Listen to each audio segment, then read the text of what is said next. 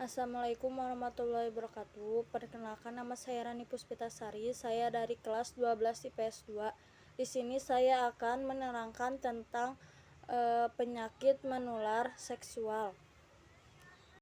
Yang pertama, sifilis, yang kedua, gonore, yang ketiga, human papillomavirus (HPV), yang keempat, infeksi HIV, yang kelima, Chlamydia, yang keenam, trikomonisasi, yang ketujuh, hepatitis B dan hepatitis C, yang kedelapan, tinea corialis, yang kesembilan, herpes genital, yang kesepuluh, candidiasis. Dan di sini saya akan menjelaskan tentang penyakit menular seksual. Ada 10 macam, yaitu 1. Sifilis. Sifilis adalah bakteri Treponema pallidum, penyakit yang juga dikenal dengan sebutan raja singa. Ini menimbulkan luka pada alat kelamin atau mulut. Melalui luka inilah penularan akan terjadi. Yang kedua, gonore. Gonore yang dikenal juga dengan kencing nanah disebabkan oleh bakteri Neisseria gonorrhoeae.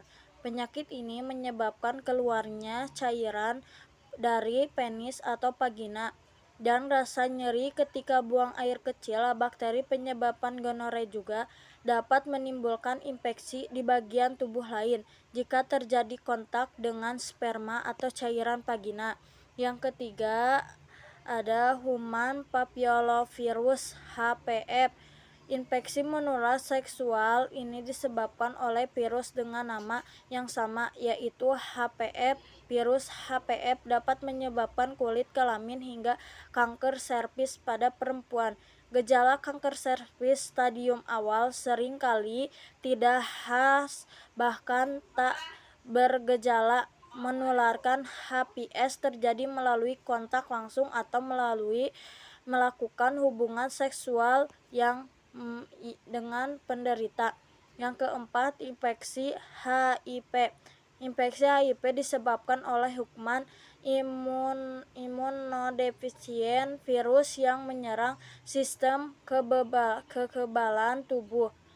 Penyebaran virus ini dapat terjadi melalui hubungan seks tanpa kondom, berbagai penggunaan alat suntik, transfusasi darah, atau saat persalinan.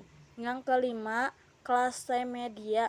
Penyakit infeksi menular seksual ini disebabkan oleh bakteri Chlamydia climatis. Pada wanita, Chlamydia menyerang leher rahim, sedangkan pada pria menyerang saluran keluar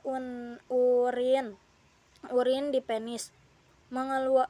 Penularan dapat terjadi dari luka pada area kelamin. Yang keenam, trikomonisasi. Penyakit menular seksual ini disebabkan oleh parasit Trichomonas vaginalis. Penyebab trikomonisasi bisa menimbulkan keputihan pada wanita atau malah tidak menimbulkan gejala, sehingga seringkali seorang secara tidak sadar menularkan penyakit ini ke pasangan seksualnya.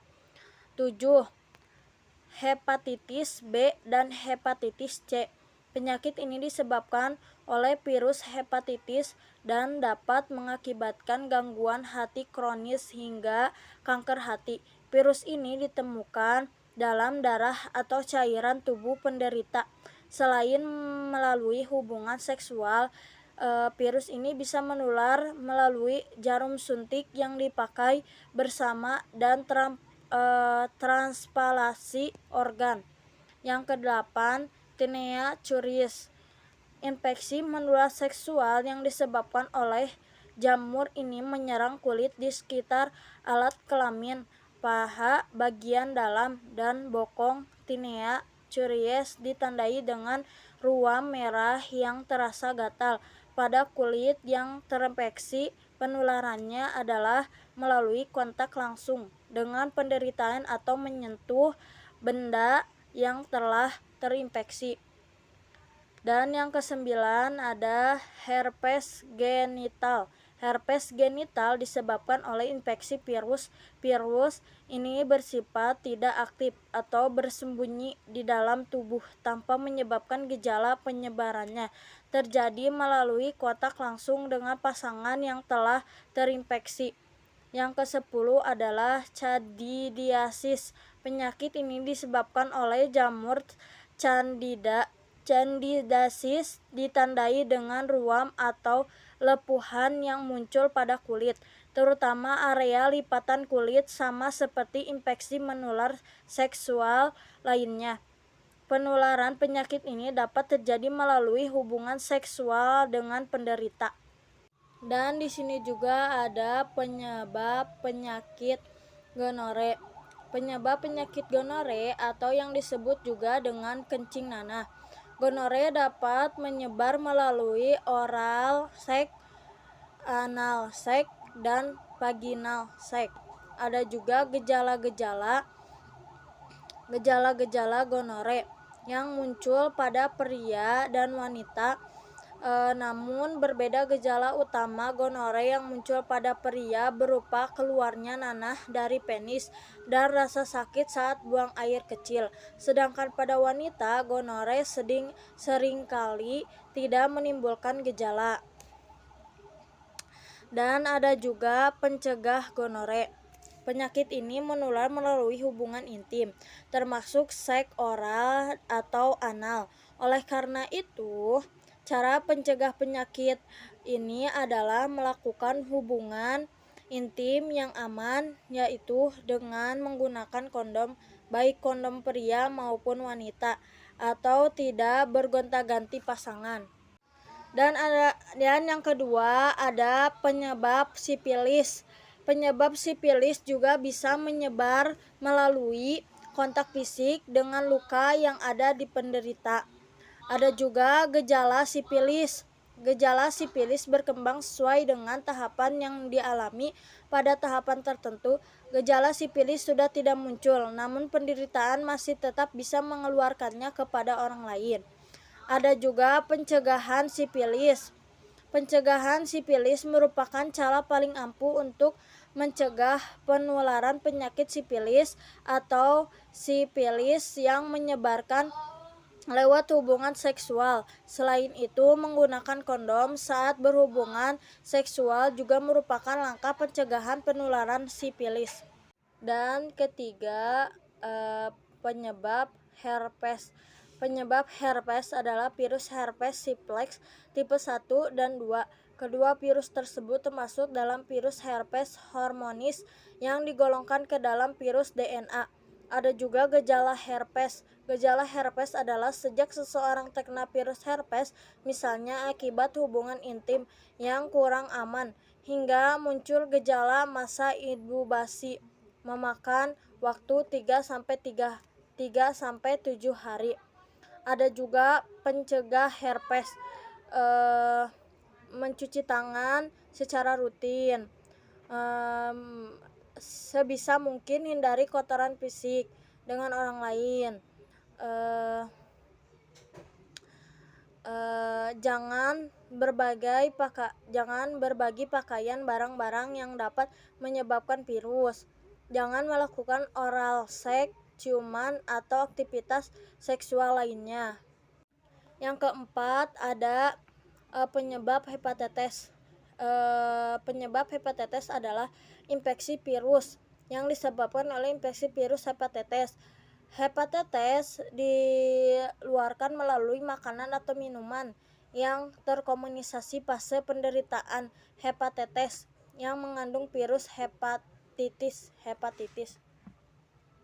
Ada juga gejala hepatitis: mual, muntah, demam, kelelahan, fase berwarna pucat, muni berwarna gelap, nyeri perut, nyeri sendi, kehilangan nafsu makan, penurunan berat badan, mata dan kulit berubah menjadi kekuningan atau penyakit kuning.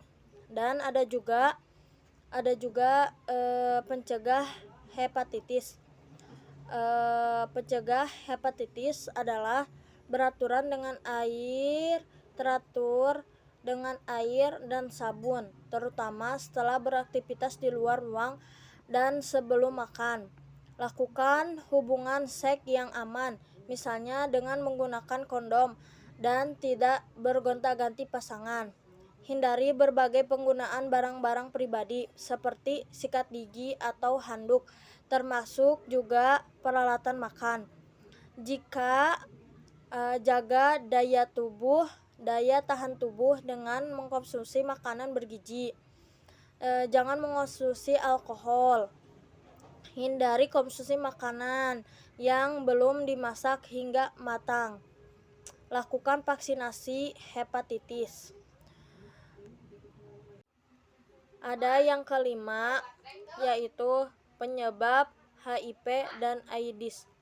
Di negara Indonesia, penyebaran dan penularan HIV paling banyak disebabkan melalui hubungan intim yang tidak aman dan bergantian menggunakan jarum suntik yang tidak steril saat memakai narkoba. Ada juga gejala HIV. Gejala mengidam flu, diare, demam, merasa lelah setiap saat, sulit bernapas. Dan ada juga pencegahan HIV. Hindari berhubungan seks dengan lebih dari satu pasangan. Menggunakan kondom. Beritahu pasangan bila Anda positif HIV agar pasangan Anda menjalani tes HIV. Diskusikan kembali dengan dokter bila Anda diagnostisasi positif HIV dalam masa kehamilan, mengenai pasangan selanjutnya, dan perencanaan persalinan untuk mencegah penularan dari ibu ke janin. Bagi pria disarankan bersunat untuk mengurangi risiko infeksi HIV. Sekian dari saya. Wassalamualaikum warahmatullahi wabarakatuh.